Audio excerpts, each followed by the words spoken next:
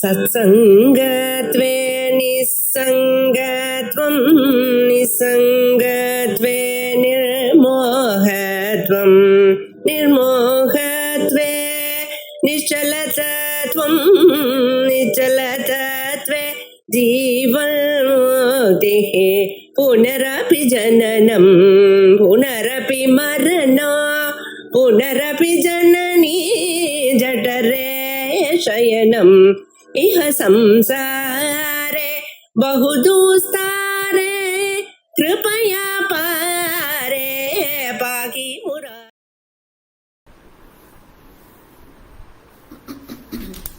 भाष्य संवृत्य संवृत्य संवरणं संवृत्तिः संवरणं संवृत्तिः अविद्या विषयः अविद्या विषयः लौकिकः लौकिकः व्यवहारः व्यवहारः तया संवृत्य जायते सर्वं तेन अविद्या विषये शाश्वतं नित्यं नास्ति वै शाश्वतं नित्यं नास्ति वै।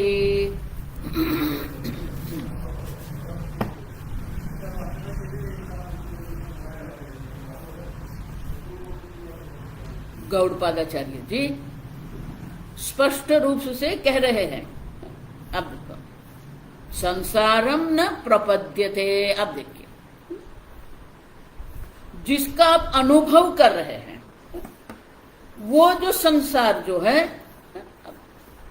कब तक है? यावद हेतु फलावेश है। जब तक आपकी बुद्धि ये हेतु फल कार्य कारण में भटकती रहती है तब तक ये संसार है। लेकिन क्षीणे हेतु फलावेशे सती, जब ये हेतु फल का आवेश जो है उनकी निवृत्ति हो जाती है, संसार न प्रपद्यते। अब देखिए, है ही नहीं संसार। और इसीलिए आगे की कारिका में कहते हैं कि अगर संसार है ही नहीं, अब समझिए, तो व्यवहारिक दृष्टि से जो हम देख रहे हैं वो क्यों है? पारमार्थिक दृष्टि से अगर संसार है ही नहीं, अब देखिए, और वो संसार जो है हम आगे देख के गए कि वो अनिर्वचनीय है। नहीं है ऐसा भी हम नहीं कह सकते हैं, है ऐसा भी हम नहीं कह सकते हैं। अब तो अनिर्वचनीय संसार अगर है तो व्यवहारिक दृष्टि से संसार अगर है तो व्यवहारिक दृष्टि से संसार कैसे है?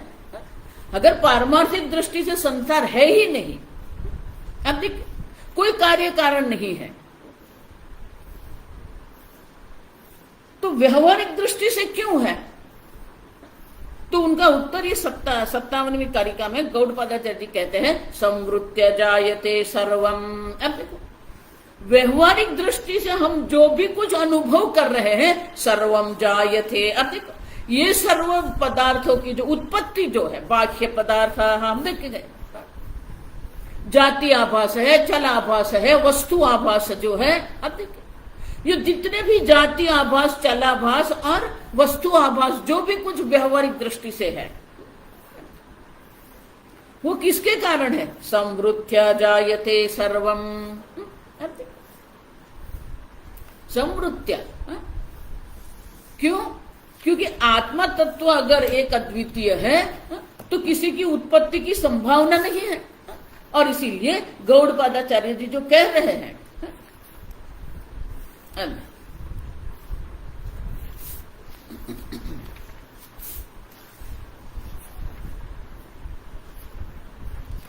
कि ये क्यों है। अब तो ये कारिका जो है, कारिका के पहले का भाष्य है, ननो ननो अजाद आत्मनः अन्यत अन्यत नास्ति एव तत्कथं हेतुफलयोः संसारस्य च उत्पत्ति विनाशौ उच्येते।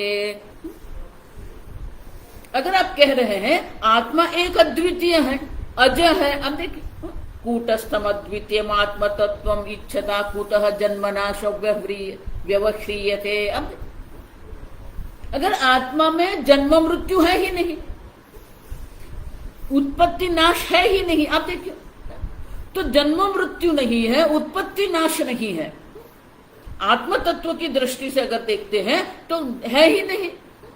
तो कथम हेतु फलयो संसारस्य च उत्पत्ति नाशो, तो किस कारण से ये संसार जो है, ये संसार का संसार की उत्पत्ति और संसार का जो नाश जो है किस कारण से है?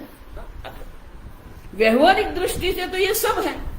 देखो इसलिए मैंने कहा ना, संसार भी एक नाटक है, भक्ति भी एक नाटक है, वेदांत भी नाटक ही है, आप समझो।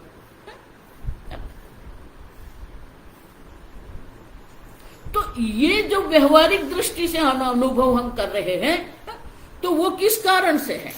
आप देखो उच्यते त्वया, तो आपको ये कहना पड़ेगा, आपको ये उत्तर हमें देना पड़ेगा कि किस कारण से ये है। जिसको आप व्यवहार कहते हैं वो व्यवहारिक दृष्टि से भी आप जो स्वीकार कर रहे हैं, व्यवहारिक दृष्टि माने मिथ्यात्व। आप देखो, और मिथ्या माने क्या है भी नहीं कह सकते हैं, नहीं भी नहीं कह सकते हैं। आप देखो, आप ये नहीं कह सकते संसार नहीं है, क्योंकि व्यवहार कर रहे हैं हम। और नहीं भी नहीं कह सकते, है भी नहीं कह सकते, और इसीलिए कथम तत्, तो फिर ये जो उत्पत्ति नाश का जो अनुभव कर रहे हैं आपको त्वया कथ उच्यते, ये कहना पड़ेगा आपको। तो उसके उत्तर में ये कारिका में गौड़पादाचार्य कहते हैं संवृत्य सर्वम जायते। अब देखिए संवृत्या माने क्या है? अब देखिए संवृत्य संवरणम संवृत्ति ही। अब संवृत्या माने कि आवरण, संवरणम आवरणम। अब देखिए अज्ञानेन आवृतम ज्ञानम, अविद्या जो है वो भगवान की आवरण शक्ति है, माया जो है भगवान की विक्षेप शक्ति है। आवरण शक्ति के कारण ही जन्म मृत्यु है, आप समझो। और विक्षेप शक्ति से ये संपूर्ण सृष्टि की उत्पत्ति है। तो ये दो शक्ति है, एक आवरण शक्ति है, दूसरी विक्षेप शक्ति है। और इसीलिए गौड़पादाचार्य कहते हैं ये जो आवृत्त करने वाली जो शक्ति, संवृत्या संवरणम संवृत्ति ही, अब देखो वो क्या है? अविद्या विषय है, लौकिक व्यवहार है। अब देखो संवृत्या, संवृत्या माने कि संवृत्ति के कारण ही, अविद्या के आवरण के कारण ही ये व्यवहारिक जगत का अनुभव हम कर रहे हैं। अब देखिए व्यवहारिक दृष्टि, संवृत्या माने कि ये जो व्यवहारिक दृष्टि जो हमारी है, तो व्यवहारिक दृष्टि से ये सब अनुभव हम कर रहे हैं। लेकिन वो सब है क्या? अविद्या विषय। अब देखो अविद्या विषय है, अविद्या के कारण ही ये आवरण है। लौकिक व्यवहार है, तया संवृत्या जायते सर्वम। अब देखो व्यवहारिक दृष्टि से सब उत्पन्न हुआ है, लेकिन हम आगे देख के गए अविद्या विषय। अब देखो अविद्या विषय माने क्या है? जिसकी उत्पत्ति अविद्या के कारण हुई है, जिसका नाश अविद्या के नाश से है, वो प्रतीति काल में भी नहीं है, भले आप उनका अनुभव कर रहे हैं। देखो इसीलिए द्वैत और अद्वैत में जो लड़ाई जो है ना, मुख्य लड़ाई यही है कि हम अनुभव कर रहे हैं ये जगत का। पुराण में सृष्टि चक्र की बात है, सहस्र युग पर्यंतम अहह ब्रह्मणो विदुहु। अब देखो गीता में भगवान कह रहे हैं अब देखो कि ब्रह्मा जी का एक दिन जो है वो एक दिन ब्रह्मा जी का सहस्र युग पर्यंतम, 1000 चतुर्युग जो है वो ब्रह्मा जी का एक दिन है, एक कल्प जिसको हम कहते हैं। अब देखो अब समझो तो आप कैसे कहते कि ये नहीं है? और इसलिए गौड़पादाचार्य जी कहते हैं अविद्या विषय, उनका विषय, वो किसका विषय है? ये जो व्यवहारिक दृष्टि से जो संसार आप अनुभव कर रहे हैं, ये जन्म का अनुभव कर रहे हैं, ये नाश का अनुभव जो आप कर रहे हैं, वो सब क्या है? अविद्या विषय है। आप देखो, अविद्या विषय माने कि अविद्या से ही ये सब उत्पन्न हुआ है, और इसीलिए अविद्या से जो उत्पन्न होता है वो प्रतीति काल में भी नहीं होता है। जिस प्रकार से रज्जु के अज्ञान के कारण आप सर्प बुद्धि जो कर कहते हैं, तो रज्जु में सर्प की उत्पत्ति हुई नहीं है, रज्जु में सर्प का नाश भी नहीं होता है। आप समझे? और इसीलिए गौड़पादाचार्य जी कहते हैं व्यवहार लौकिक व्यवहार संवृत्य जायते सर्वम। अब देखो, जब तक अविद्या देवी बैठी है तब ये सब व्यवहार होता रहेगा। आप समझो, अविद्या विषय शाश्वतम नित्यम नास्ति वै, और इसीलिए अविद्या का विषय होने के कारण ही ये जो भी कुछ है शाश्वतम नास्ति वै, संवृत्य जायते सर्वम शाश्वतम नास्ति वै। अविद्या के कारण आप अनुभव कर रहे हैं, और इसलिए वो कोई भी वस्तु आप देखो किसी भी प्रकार से न शाश्वत, परिवर्तनशील है। आप देखिए, और इस कारण से ही अविद्या के कारण ही हम कहते हैं कि ये जगत की उत्पत्ति हुई, ये जगत की स्थिति है, ये जगत का नाश है। अब देखो, व्यवहारिक दृष्टि से सब है, पारमार्थिक दृष्टि से कुछ भी नहीं है। और इसलिए आगे बस अतः उत्पत्ति विनाश लक्षण, उत्पत्ति विनाश लक्षण संसार आयते आयते इति उच्यते। और ये संसार जिसको आप कह रहे हैं, ये संसार जिसको आप कहते हैं, वो संसार है क्या? उत्पत्ति विनाश लक्षण संसार है।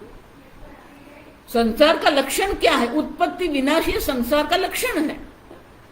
और वो संसार है क्या? आयत है। अब देखो, तावद आयत है। अब देखो, जो उनका विस्तार जो है, आयत मानी विस्तार, ये उत्पत्ति नाश का जो विस्तार जो है, ये चक्र जो है, जब तक अविद्या देवी है तब तक ये चक्र चलता रहेगा। अब देखो, अब समझो, देखो ब्रह्मा जी के एक दिन में सहस्र युग पर्यंतम, और जब ब्रह्मा जी की रात्रागमे प्रलीयन्ते प्रभवत्य हरागमे,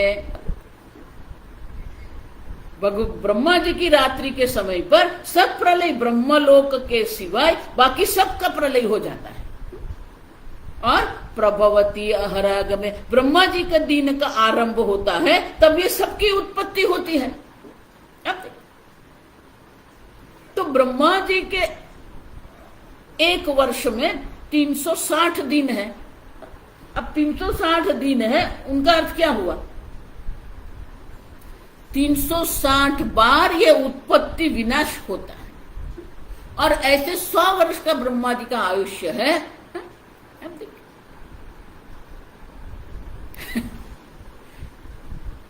36,000 बार उत्पत्ति प्रलय होता है।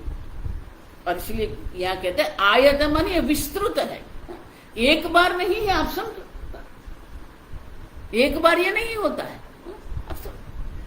पुनः पुनः ये होता रहता है। और इसीलिए गौड़पादाचार्य तावत आयत, ये आयत माने कि ये होता रहता है, दीर्घ काल पर्यंत ये होता रहता है। एक बार दो बार की बात ही नहीं। देखो, इसीलिए खगोल शास्त्री, आजकल के जो खगोल शास्त्री जो है, यही तो गड़बड़ कर रहे हैं। वो एक में ही पड़े हुए हैं, और हम एक की तो बात ही नहीं कर रहे। वो यूनिवर्स कह रहे, यूनिमानी एक। आप देखिए, अब वो कह रहे मल्टीवर्स है। अब देखो, ये एक ब्रह्मांड नहीं है, समांतर अन्य ब्रह्मांड भी है। अच्छा, स्वामी जी ऐसे कहते हैं। अगर आप व्यवहारिक दृष्टि से उत्पत्ति विनाश स्वीकार कर रहे हैं, ब्रह्मांड को स्वीकार कर रहे हैं, तो फिर उसमें कोई हमें कंजूसाई नहीं करनी है, एक दो की बात ही नहीं करनी। कोटि कोटि ब्रह्मांड नायक है। अब देखो ईश्वर कौन है? अब देखो, एक ब्रह्मांड का नायक नहीं है, स्वर्ग का नायक नहीं है, कोटि ब्रह्मांड नायक है, ईश्वर है। अब तुम व्यवहारिक दृष्टि से सब है, अविद्या विषय की दृष्टि से हम देखते हैं तो ये सब है। कोटि ब्रह्मांड नायक ईश्वर है। कोटि कोटि ब्रह्मांड की उत्पत्ति होती है, कोटि कोटि ब्रह्मांड की स्थिति है, कोटि कोटि ब्रह्मांड का नाश है। आप समझो, आयतः माने कि विस्तृत है। और ये संसार जो है आयतः इति उच्यते। आप समझो, विस्तृत रूप से ये चल रहा है। और जब तक अविद्या विषय माने कि जब तक अविद्या है तब तक ये सब चलता रहेगा। अश्वत्थः प्राहुः अव्यय है। अब भगवान भी कहते हैं ये संसार वृक्ष अव्यय है, अविद्या से उत्पन्न हुआ है, फिर भी वो अव्यय है। जब तक अविद्या देवी है तब तक ये सब चलता रहेगा। पारमार्थिक दृष्टि से, व्यवहारिक दृष्टि से हम देखते हैं तो ये सब है। समृत्य जायते सर्वम शाश्वतम नास्ति तेन वै। अब देखिए ये सब है। तो ये संसार जिसको हम कहते हैं वो संसार भी है। आप देखिए, लेकिन पारमार्थिक दृष्टि से देखते हैं तो कुछ भी नहीं है। और इसलिए भाष्य परमार्थ सद्भावेन, परमार्थ सद्भावेन तू अजम सर्वम आत्मा एव यस्मात्, आत्मा एव यस्मात् अतः जाति आदि अभावात् उच्छेदः तेन नास्ति वै कस्यचित् हेतुफलादेः इत्यर्थः। व्यवहारिक दृष्टि से, अविद्या की दृष्टि से कोटि कोटि ब्रह्मांड है। व्यवहारिक दृष्टि है। आप देखिए, पारमार्थिक दृष्टि से अगर आप देखते हैं तो यस्मात् क्योंकि परमार्थ सद्भावेन, पारमार्थिक दृष्टि से अगर आप देखते हैं तो पारमार्थिक दृष्टि तो क्या है? अजम सर्वम आत्मा एव। यह जो कुछ भी है सर्व एक अद्वितीय आत्मा मात्र है। अब समझो, सर्वम आत्मा एव ब्रह्म एव इदगुम सर्वम। अब यहां आप जो भी कुछ अनुभव कर रहे हैं वो ब्रह्म मात्र है। अयमात्मा ब्रह्म, अयमात्मा चतुष्पाद, ब्रह्म मात्र है, आत्मा मात्र है। ब्रह्मार्पणम ब्रह्म हविः ब्रह्माग्नौ ब्रह्मणाहुतम। अब देखिए, सर्वत्र ब्रह्म बुद्धि है। और इसीलिए परमार्थ सद्भावेन, पारमार्थिक दृष्टि से अगर आप देखते हैं तो पारमार्थिक दृष्टि से जाति आदि अभावात, किसी की उत्पत्ति हुई नहीं, अजब ब्रह्म है। और अजब ब्रह्म की दृष्टि से देखते हैं तो किसी भी वस्तु की उत्पत्ति हुई ही नहीं है। अब देखिए, अब जब जाति अभाव है तो चल अभाव भी हो जाएगा। चल अभाव माने कर्म का अभाव हो जाएगा। चल अभाव है वस्तु अभाव। अब देखिए, जन्म को स्वीकार करते हैं तो कर्म को स्वीकार कर रहे हैं, कर्म के कारण ही उपभोग करते हैं। उपभोग के लिए भगवान ये संपूर्ण सृष्टि की रचना करते हैं।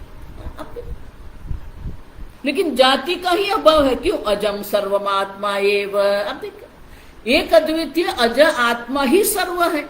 अब जाति का अभाव, अतः जाति अभाव, जाति का अभाव हो गया। उच्छेदः तेन नास्ति वै, तो किसका नाश होगा? अब देखिए, उत्पत्ति ही नहीं हुई है तो नाश किसका होगा? नीलिमा की उत्पत्ति हुई क्या? नहीं। मृगजल की उत्पत्ति हुई क्या? नहीं। उत्पत्ति है तो नाश की चिंता हमें करनी पड़ेगी, और इसीलिए कहते हैं कि उत्पत्ति ही नहीं है। जब उत्पत्ति नहीं है तो उच्छेद भी नहीं है। अब देखिए, और इसीलिए जाति अभाव, जाति का अभाव है और इसलिए उच्छेद का, नाश का भी अभाव ही है। अब देखिए, सद्भावे न ही अजम सर्वम उच्छेदे उच्छेदे उच्छेदः तेन नास्ति वै। अब देखो, सद्भावे न, पारमार्थिक दृष्टि से, सद मानी पारमार्थिक दृष्टि, और इसीलिए किसी वस्तु की उत्पत्ति नहीं है, किसी वस्तु का नाश है ही नहीं। नहीं है फिर क्या हुआ? हेतु फलादे है, कोई कार्य भी नहीं है, कोई कारण भी नहीं है। कार्य की भी उत्पत्ति नहीं है, कारण की भी उत्पत्ति नहीं है। हेतु फल का अभाव है। सद्भाव है, पारमार्थिक दृष्टि से हेतु फल है ही नहीं। अविद्या की दृष्टि से देखते हैं तो ये सब है, और इसीलिए व्यवहारिक दृष्टि भी जो है वो किस कारण के है? अविद्या के कारण है। अविद्या से ही ये सब दिख रहा है। अविद्या से ही हमें सर्प की बुद्धि होती है, सर्प बुद्धि होकर वहां हम भय बुद्धि भी करते हैं। सर्प की निवृत्ति के लिए प्रवृत्ति भी करते हैं हम। प्रवृत्ति भी है, भय भी है, सब है।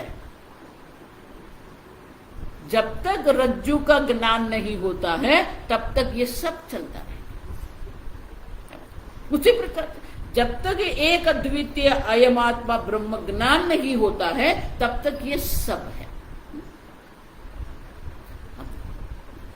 हम मना नहीं कर रहे हैं, लेकिन उनका पारमार्थिक दृष्टि से कोई अस्तित्व नहीं है। तो उनका अर्थ क्या हुआ? तात्विक दृष्टि से कुछ भी नहीं है। तो अगली कारिका में कहते हैं, धर्माय इति जायन्ते, धर्माय इति जायन्ते, जायन्ते तेन तत्त्वतः, जायन्ते न तत्त्वतः, जन्म मायोपमं तेषां, जन्म मायोपमं तेषां, सा च माया न विद्यते, सा च माया न विद्यते। अब देखिए, धर्माः ये इति जायन्ते, अब देखो, धर्माः आत्मा, अब देखो, अब आप जो कह रहे हैं धर्माः, ये सब जीवों की उत्पत्ति हुई। आप देखिए,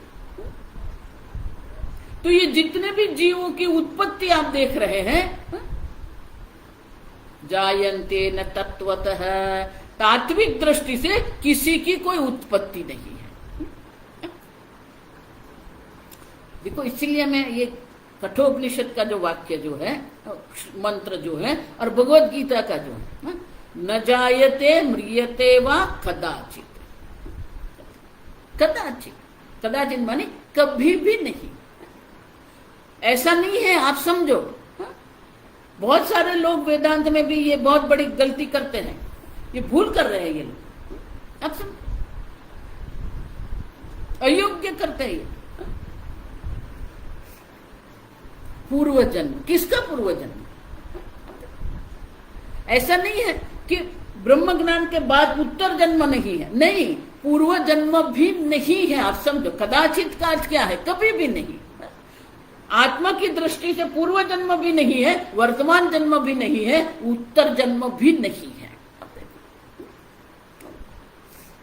आदौ अन्ते च यन्नास्ति, पहले भी आपका जन्म नहीं हुआ है, अभी भी आपका जन्म नहीं हुआ है, बाद में भी आपका जन्म नहीं होगा।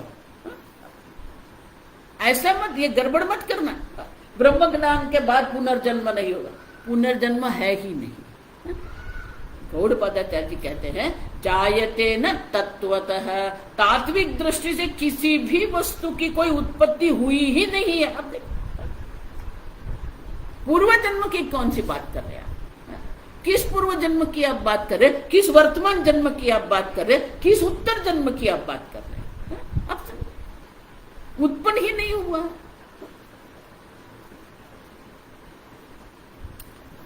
तो फिर ये जन्म क्या है? जन्म मायापमं तेषाम, उन लोगों के लिए जो जन्म, जिसको जो लोग कह रहे हैं, वो लोग जो जन्म मृत्यु को स्वीकार कर रहे हैं, उनके लिए जन्म भी क्या है? मायापमं, माया समान है, माया सदृश है। अब देखो, और वो माया भी क्या है? साच माया न विद्यते। अब देखो, वो माया है ही नहीं। अब देखो, माया शब्द का ही अर्थ क्या है? या मां सा माया। अब देखो, जो है ही नहीं। अब देखिए, फिर भी वो दिख रही है। साच माया न विद्यते, माया है ही नहीं, अविद्या भी नहीं। आप देख, आत्म तत्व की दृष्टि से अगर आप देखते हैं, नित्य चैतन्य स्वरूप जो आत्मा है, स्वतः सिद्ध स्वप्रकाश चैतन्य स्वरूप आत्मा है, उनकी दृष्टि से अज्ञान की कोई संभावना ही नहीं है। आदि शंकराचार्य जी क्षेत्रज्ञम चापिमाम विद्धि सर्व क्षेत्रेषु भारत, ये वाक्य पर विस्तृत भाष्य लिखते हैं। चैतन्य की दृष्टि से अविद्या की कोई संभावना नहीं है, क्योंकि स्वतः सिद्ध स्वप्रकाश चैतन्य है। और बुद्धि की दृष्टि से भी अविद्या नहीं, क्योंकि बुद्धि तो जड़ है। सात्विक पंच महाभूत से बुद्धि उत्पन्न हुई है, तो ये बुद्धि तो कार्य है, जड़ है।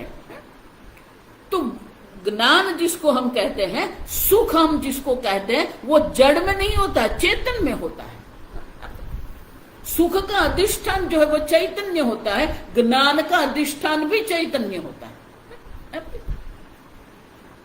तो बुद्धि की दृष्टि से देखते हैं तो भी अज्ञान की संभावना नहीं है, आत्मा की दृष्टि से देखते हैं तो भी अज्ञान की संभावना नहीं है। अब समझो, तो प्रतिपक्षी पूछ रहा है, तो फिर ये अज्ञान है क्या? कहाँ है? कस्य अविद्या। अब देखो, ये अविद्या किसकी है?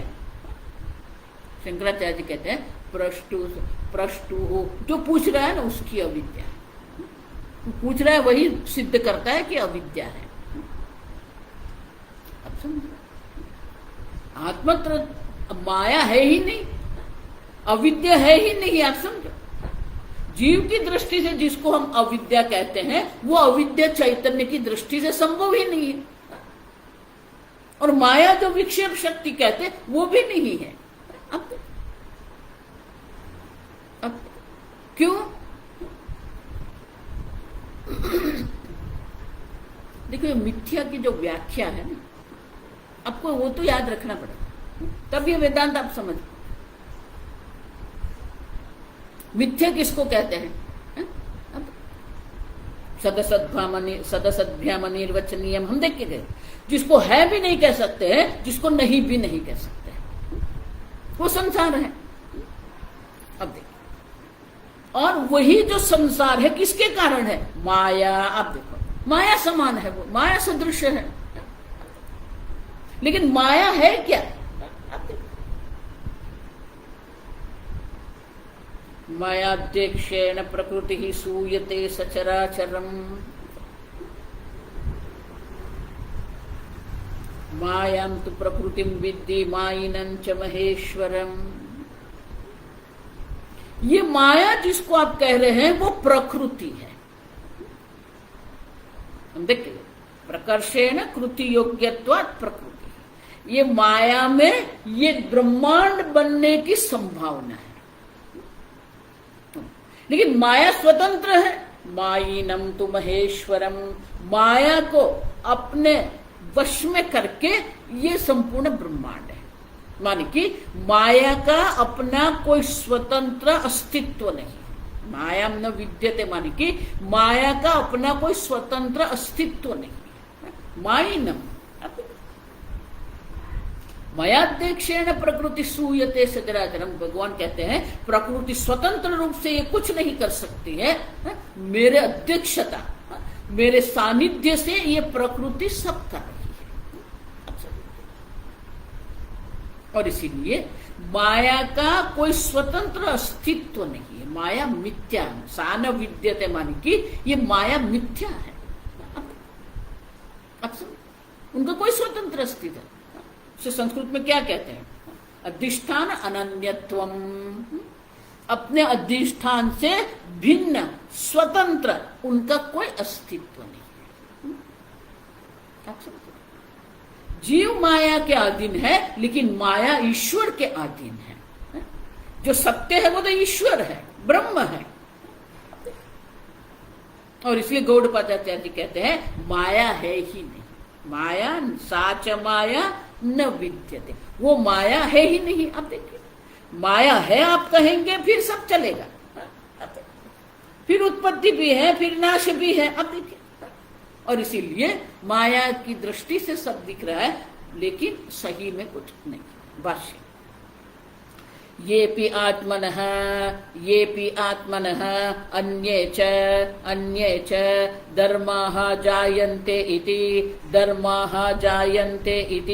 कल्प्यन्ते ते इति एवं प्रकाराः यथोक्ताः संवृत्तिर्निर्दिश्यते इति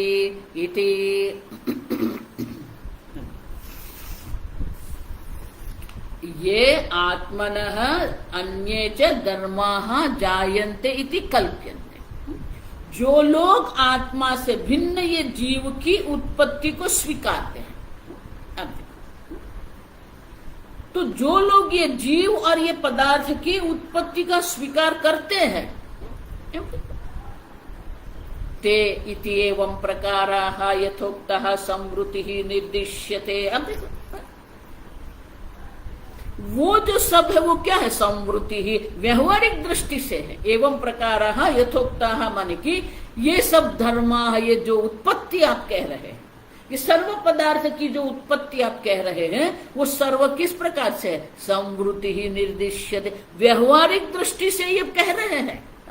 अब देखो, धर्मा ये इति जायन्ते, जो लोग ये उत्पत्ति, सर्व पदार्थ की उत्पत्ति को स्वीकार कर रहे हैं, वो सब व्यवहारिक दृष्टि से उनका निर्देश करते हैं। अब देखो, जायन्ते तेन तत्वतः।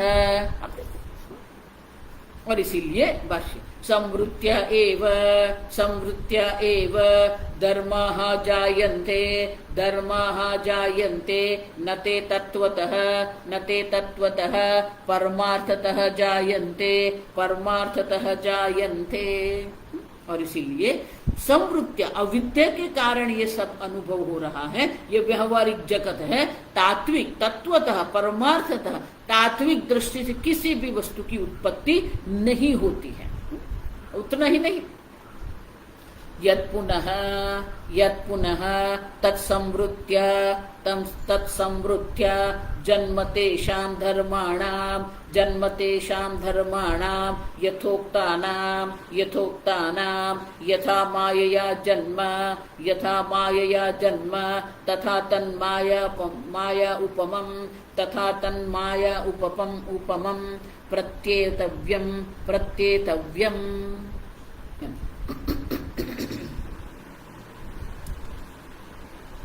यत् पुनः तत्संवृत्त्या जन्मतेषां धर्माणां यथोक्तानां, जो जन्म व्यवहारिक दृष्टि से जो जन्म का हम स्वीकार कर रहे हैं, वो सब जो है वो क्या है? यथा मायया जन्म, मायोपमम, जिस प्रकार से माया से हस्ती आदि की उत्पत्ति होती है, जादू के कारण सब उत्पन्न होता है। देखिए, जादूगर हमें बहुत कुछ दिखाता है, लेकिन वो जो उत्पत्ति जो हम देख रहे हैं वो जादू मात्र है, सही में कोई उत्पत्ति नहीं है। आप देखो, उसी प्रकार से ये जन्म, जो लोग ये जन्म का स्वीकार कर रहे हैं, वो जन्म भी माया समान, माया सदृश ही है। अब देखो, इति शंकराचार्य जी कहते हैं प्रत्येतव्यम मानी आपको ये निश्चय करना पड़ेगा कि ये जितना भी व्यवहारिक जगत के पदार्थ की उत्पत्ति और नाश हम देख रहे हैं, वो माया समान, जादू समान है, वो दिख रहा है, सही में नहीं है। प्रत्येतव्यम निश्चितव्यम। अब ये निश्चय शास्त्र का नहीं, ये निश्चय गौड़पादाचार्य जी का नहीं, ये निश्चय आदि शंकराचार्य जी का नहीं, ये निश्चय आपका होना चाहिए। है? आप ये आपको निश्चय करना है। न जायते तत्वतः, तात्विक रूप से किसी की उत्पत्ति नहीं है।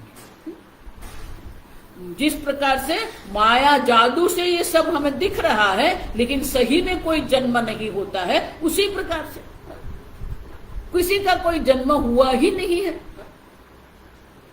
बस माया नाम वस्तु तरहि न एवं सा च माया न विद्यते माया इति अविद्यमानस्य आख्या इति अभिप्रायः। ठीक है, माया के समान ये सब हो रहा है तो माया को तो स्वीकारते हैं ना आप। माया नाम वस्तु तरहि, माया नाम की वस्तु तो स्वीकार दे। न एवं नहीं, क्यों?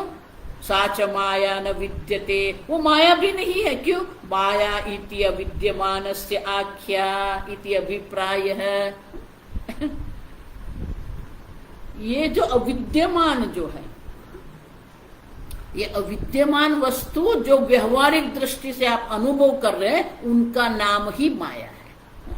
माया अविद्यमानस्य आख्या इति। आप देखिए, जो नहीं है और फिर भी आप उनका व्यवहार कर रहे हैं, आप उनका अनुभव कर रहे हैं, उसी को हम माया कहते हैं। माया नाम माने कि यही माया का नाम है। आख्या मानी नाम। माया क्या है? कोई वस्तु है क्या? नहीं। व्यवहारिक दृष्टि से आप अनुभव जो कर रहे हैं वही माया है। अब समझ, माने कि तात्विक दृष्टि से उत्पत्ति नाश नहीं है, उसी प्रकार से तात्विक दृष्टि से माया भी नहीं है।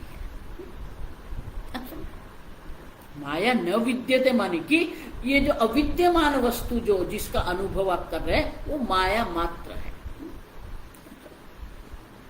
माया से ही ये सब हो रहा है, लेकिन माया स्वयं में नहीं है, क्योंकि माया का मायिनम, मायावी परमात्मा से भिन्न कोई स्वतंत्र अस्तित्व नहीं है, और इसीलिए माया भी मिथ्या है। साचन विद्यते माने कि माया भी मिथ्या ही है। आप सब माया का कोई स्वतंत्र अस्तित्व नहीं है, और इसीलिए जिसका स्वतंत्र अस्तित्व नहीं है, जो मिथ्या है, उनका कोई अस्तित्व नहीं। अब समझो, और इसीलिए गौड़पादाचार्य कहते हैं साच माया न, वो माया भी नहीं है। आगे का भाष्य, कथम माया उपमं तेषां, कथम माया उपमं तेषां धर्माणां जन्म इति आह। तो बोले माया से ये सबका जन्म हुआ है, ये माया समान है। तेषाम धर्माणाम जन्म, ये जितने बाह्य पदार्थ है, सब बाह्य पदार्थ के जो जन्म जो है वो माया सदृश है। वो किस प्रकार से, कथम, किस प्रकार से? वो माया समान क्यों कहते हैं आप? है ऐसा क्यों नहीं कहते?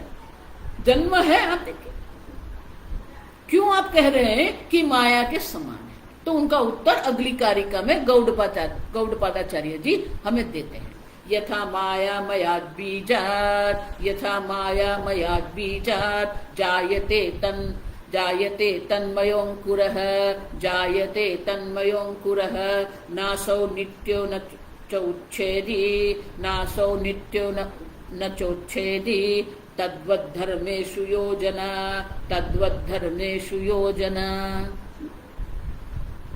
गौड़पादाचार्य जी कहते हैं किस प्रकार से ये माया से सब है, माया समान क्यों कहते हैं? यथा माया मयाद बीजा जायते तन्मयः अंकुरः, मायामय बीज से मायामय अंकुर की ही उत्पत्ति है। आप देखिए, बीज ही मायामय है। आप देखो, तो मायामय बीज से मायामय अंकुर है। आप देखो देखो ये जगत माया जिसको हम कहते हैं ना, माया उपमम, भले गौड़पादाचार्य जी कहते हैं साच माया न विद्यते, आप समझो ठीक सही है? लेकिन ये माया जो है ना, आप जितनी सरलता से उनको ले रहे हैं उतनी सरल माया नहीं है। इसलिए गीता में भगवान क्या कहते हैं, दैवी हेषा गुणमयी मम माया दुरत्यया। अब देखो जितनी सरलता से गौड़पादाचार्य जी माया के अस्तित्व को ही नकार रहे हैं, उतनी सरलता से हम नहीं कर सकते। अब देखो क्यों? क्योंकि माया एक व्यवस्था है, अंग्रेजी में उसको ऑर्डर कहते, संवादिता, हार्मनी जिसको। माया इतनी संवादिता पूर्वक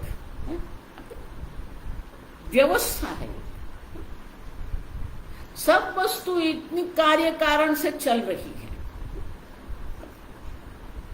आजकल बड़े बड़े जो संप्रदाय है ना, जिसके पीछे लोग भाग रहे हैं, क्यों उनके पीछे भाग रहे हैं? अब समझो ये ठीक से। बहुत सारे लोग मुझे पूछते, स्वामी जी वेदांत आप अध्ययन करा रहे हैं और इतना सुंदर वेदांत है, तो लोग ये उन लोगों के पीछे क्यों जाते हैं? उन लोगों के पीछे इसलिए जाते हैं क्योंकि उनके संप्रदाय में एक व्यवस्था है। अब देखिए जितने लोग ये अन्य अवैदिक संप्रदाय, जो संप्रदाय में शास्त्र अध्ययन का कोई महत्व नहीं है, शास्त्र श्रवण का कोई महत्व नहीं है, वो हिंदू धर्म की बहुत बड़ी बड़ी बात करते हैं, लेकिन उनके यहाँ शास्त्र अध्ययन नहीं है, शास्त्र अध्ययन की कोई परंपरा भी नहीं है। अब ठीक से समझो।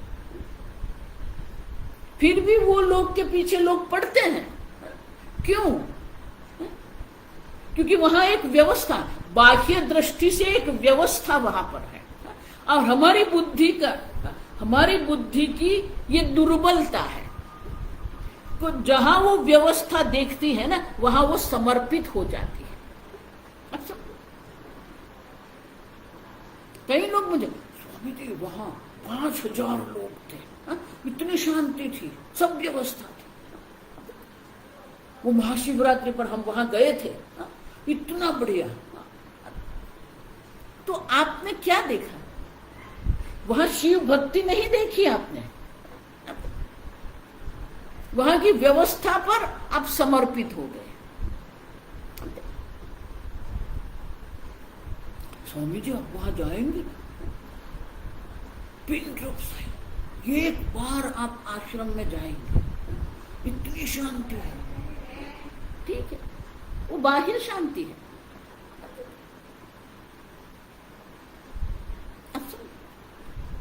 बाह्य व्यवस्था में हमारी बुद्धि समर्पित हो जाती है। तो मैं ये कह रही हूं कि अगर ये एक 5000 लोग की व्यवस्था देखकर अगर आपकी बुद्धि समर्पित होती है, तो ये संपूर्ण ब्रह्मांड की व्यवस्था क्यों नहीं देखते हैं आप? छोड़ दो ब्रह्मांड को, ये आपके शरीर को देखो, यहां जो संवादिता है। अब देखो शरीर में भी अपनी एक घड़ी है, आप देखो बायो क्लॉक जिसको हम कहते हैं, बिल्कुल घड़ी से ये चल रही, एक एक क्षण से ये शरीर चल रहा है। ये शरीर में जो व्यवस्था है, जिस प्रकार की व्यवस्था इस शरीर में है, तो ये व्यवस्था पर आप क्यों समर्पित नहीं होते हैं? ये शरीर एक चमत्कार है, बाह्य चमत्कार से आप समर्पित हो जाते हैं, ये चमत्कार से आप समर्पित क्यों नहीं होते हैं? अब समझो, माया यही है, व्यवस्था के पीछे हमारी बुद्धि को दौड़ाती है। तो ये देखो स्वामी जी के भी जो ज्ञान गुरु जो थे ना, स्वामी तारानंद जी महाराज, वैसे तो बहुत शांति से बैठे रहते थे। तो जब मैंने ये 94 में जब ये वेदांत अध्ययन का आरंभ किया। तो ऐसे स्थान पर मैंने आरंभ किया था जहां वेदांत किसी ने सुना ही नहीं था, और लोग ये चमत्कार के पीछे पड़े हुए थे। ये चमत्कार ही देखो आप सब। तो प्रत्येक वर्ष मैं ऋषिकेश जाती थी, पूज्य स्वामी जी थे वहां पर, स्वामी जी के शिविर लगते थे, और वहां पर स्वामी जी के गुरु जी तारण जी महाराज भी होते थे। तो स्वामी तारण जी महाराज के पास भी सत्संग के लिए हम जाते थे। तो वो जानते थे कि मैंने ये अध्ययन का आरंभ किया, तो पूछते थे वो, कैसा चल रहा है आपका अध्ययन। तो फिर मैंने स्वामी जी को ऐसे ही बोल दिया, स्वामी जी क्या वेदांत अध्ययन, लोगों को तो चमत्कार के पीछे ही, चमत्कार को ही नमस्कार करते हैं। तो उन्होंने सामने से प्रश्न किया। अब देखो, बोले आप जानते हो सबसे बड़ा चमत्कार क्या है? अब देखिए, मैंने कहा कि ये चमत्कार हमारी समस्या है, जिसके कारण लोग वेदांत में नहीं आते हैं। अब वो मुझे कह रहे हैं, अब देखिए, आप जानते हो सबसे बड़ा चमत्कार क्या है? नहीं स्वामी जी, मैं नहीं जानती। अब बोले, अब देखिए मैं आपको बताता हूं सबसे बड़ा चमत्कार क्या है। अब मेरे मन में इतने प्रश्न उठ रहे थे, और ये स्वामी जी मुझे कह रहे हैं मैं सबसे बड़ा चमत्कार आपको दर्शाता हूं। तो मेरा मन है ना बिल्कुल एकदम सावधान हो गया। अरे किस चमत्कार की बात कर रहे हैं?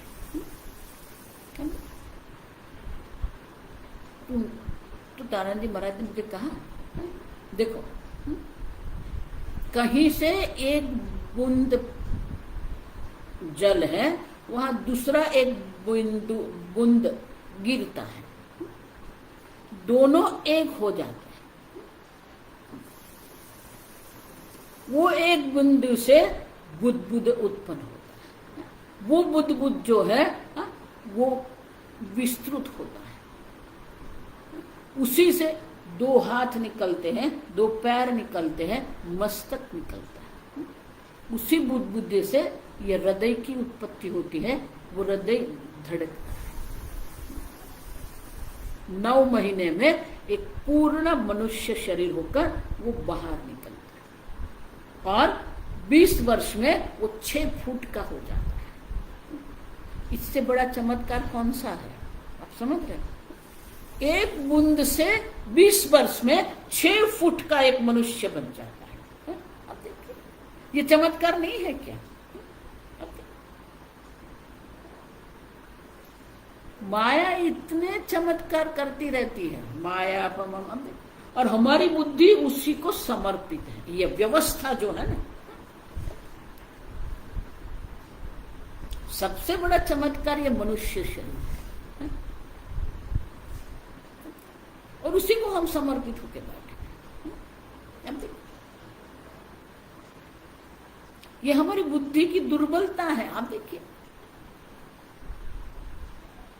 हमारी बुद्धि की दुर्बलता 2 ही है।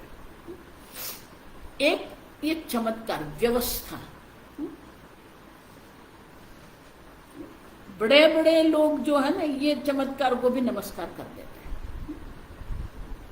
ये व्यवस्था को नमस्कार कर देते हैं। और ये बुद्धि की दूसरी दुर्बलता ये तर्क वितर्क है।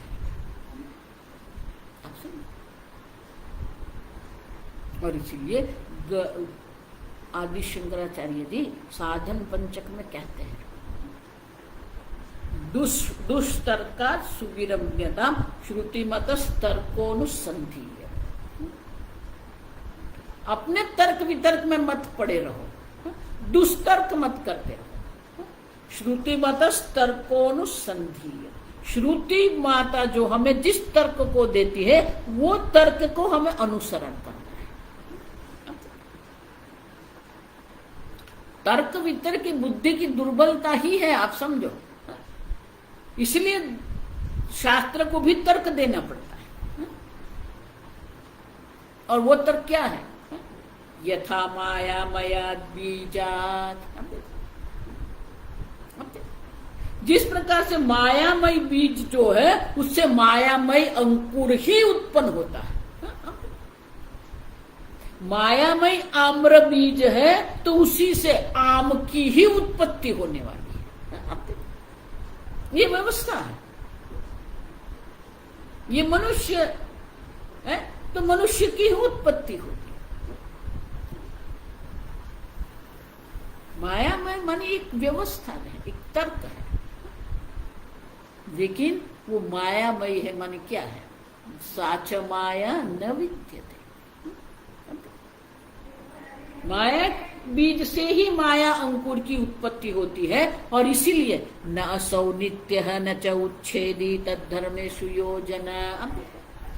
अगर मायामय बीज से मायामय अंकुर की उत्पत्ति होती है तो वो जो सब पदार्थ उत्पन्न हो रहे हैं तो मायामय से ही उनका नाश है। मायामय जन्म है और मायामय उच्छेद भी है, आप समझो। और इसीलिए न असौ नित्य है, उनकी कोई नित्यता नहीं, न उच्छेद न उनका नाश है। नित्य भी नहीं है, उनका नाश भी नहीं। क्यों? मायामय सब तद्धर्मेषु योजना। गौड़पादाचार्य कहते हैं सर्वधर्म सर्व पदार्थ के लिए यही हमें योजना माने यही तर्क जोड़ना है। सब स्थान पर यही तर्क हमें जोड़ना है। सही में कोई उत्पत्ति मायामय से ही ये उत्पत्ति है, मायामय ही उच्छेद है। माने कि कुछ नित्य है ही नहीं। माया भी नित्य नहीं है, माया से जो उत्पत्ति वो भी नित्य नहीं है, माया से जो उच्छेद नाश है वो भी नहीं है। यथा मायामयात् आम्रादि बीजात् जायते तन्मयः मायामयः अंकुरः न असौ अंकुरः नित्यः न च उच्छेदी विनाशी वा अभूतत्वात् तद्वत एव धर्मेषु जन्मनाशादि योजना युक्तिः न तु परमार्थतः धर्माणां जन्मनाशः वा युज्यते इत्यर्थः। बहुत सरल है, कुछ है नहीं ज्यादा। यथा मायामयात् आम्रबीजात् जायते तन्मय मायामय अंकुरः। मायामय बीज है तो अंकुर भी मायामय, माने कि न उनकी नित्यता है न उनका नाश है। मायामय जन्म है तो नाश भी मायामय ही है। आप देखो, माने कि अभूतत्वाद है ही नहीं। तद्वत धर्मेशु जन्मनाशादि योजना। धर्मेशु माने ये सर्व जीव की जो उत्पत्ति नाश आप देख रहे हैं वो भी उसी प्रकार से योजना युक्ति, ये तर्क है। आप देखिए, न तो परमार्थतः धर्माणाम जन्मनाश वा युज्यते इत्यर्थः। ये कारिका का अर्थ यही है कि पारमार्थिक रूप से कोई जन्म नहीं, कोई पदार्थ की उत्पत्ति नहीं हुई है, पारमार्थिक रूप से किसी भी पदार्थ के नाश नहीं है। आप देखिए, व्यवहारिक दृष्टि से सब है लेकिन वो सब मायामय है, माया समान है। माया की दृष्टि से ये सब है, व्यवहारिक दृष्टि से ये सब है। पारमार्थिक दृष्टि से अगर आप देखते हैं तो न किसी का जन्म हुआ है न किसी का नाश है। तो माया के कारण, विक्षेप शक्ति के कारण ये सब हमें दिख रहा है। अविद्या शक्ति के कारण ये सब हमें अनुभव हो रहा है। माया शक्ति से ये सब जगत की उत्पत्ति है। अविद्या की आवरण शक्ति से ये सब हम सत्य मान के चल रहे हैं। एक अद्वितीय आत्म तत्व की दृष्टि से अगर देखते हैं तो कुछ भी नहीं। देखो इसीलिए भगवान का जो वाक्य है ना, मत्स्थानि सर्वभूतानि, व्यवहारिक दृष्टि से, माया शक्ति की दृष्टि से देखते हैं तो ये सब भूत मुझ में है।